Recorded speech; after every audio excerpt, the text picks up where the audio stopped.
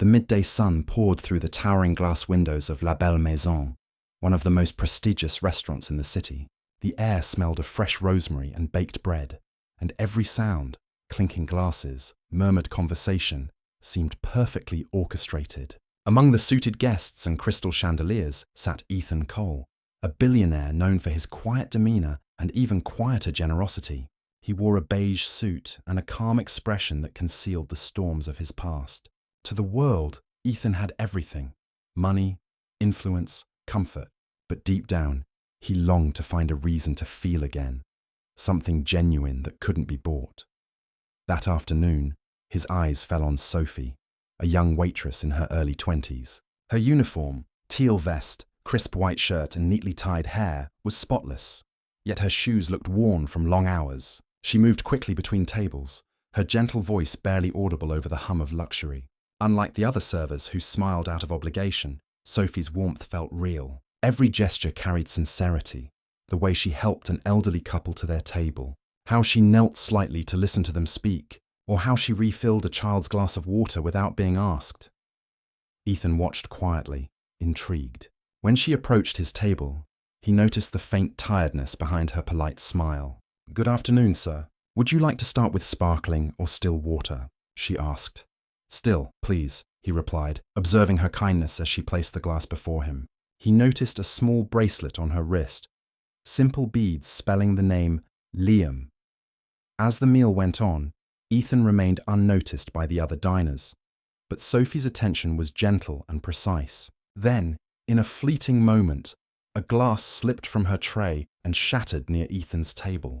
The restaurant fell silent. Heads turned. The manager frowned. Sophie's face flushed with embarrassment as she bent to pick up the pieces. Ethan instinctively leaned down to help her, ignoring the sharp stares of the wealthy guests. "It's okay," he said softly. "Happens to everyone." Sophie looked up, startled. No customer had ever spoken so kindly after a mistake. "Thank you, sir. I'm sorry," she whispered. He smiled. "You're doing great. Don't let this ruin your day." Her eyes glimmered, a small flicker of gratitude breaking through the nervousness. She thanked him again and continued serving as if nothing had happened. But what happened next changed everything.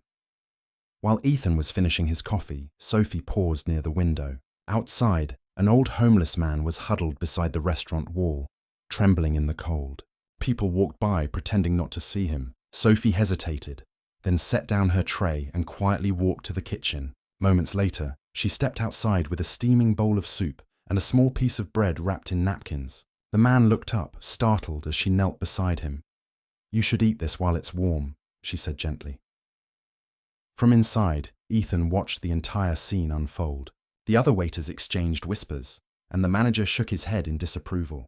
"That's not professional," one murmured. "We don't serve beggars." But Ethan saw something entirely different, a rare spark of compassion in a world obsessed with appearances.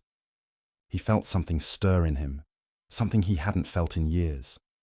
When Sophie returned, her eyes met Ethan's briefly, and she quickly looked away, embarrassed that he'd seen.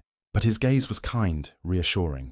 He signaled for the check, and when the waiter brought it over, Ethan pulled out his black card and quietly wrote a number. Then he took a deep breath and scribbled something else in bold ink. A tip worth $1 million. The waiter stared in disbelief as Ethan stood up. "Please make sure she receives it," he said, nodding towards Sophie, who was clearing another table. Then he left, leaving the entire staff frozen. Minutes later, Sophie approached the counter to close Ethan's bill, assuming he'd left a small tip like most customers. But when she saw the receipt, her hands began to shake. Her eyes widened, her lips trembling as she read the figure over and over again. "There must be a mistake," she whispered. The manager looked equally stunned. "That's not a mistake," he said quietly. "He asked that it go to you." Sophie covered her mouth, tears welling in her eyes. "But why?" Ethan was already gone, walking down the street, sunlight reflecting off his suit. In her heart, Sophie knew. It wasn't the money. It was the acknowledgement that kindness mattered, that someone had finally noticed.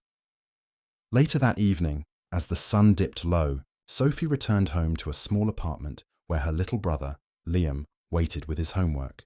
She hugged him tightly, whispering, "We're going to be okay now." At that same moment, Ethan sat in his car outside, unseen. He watched through the window as the two siblings laughed.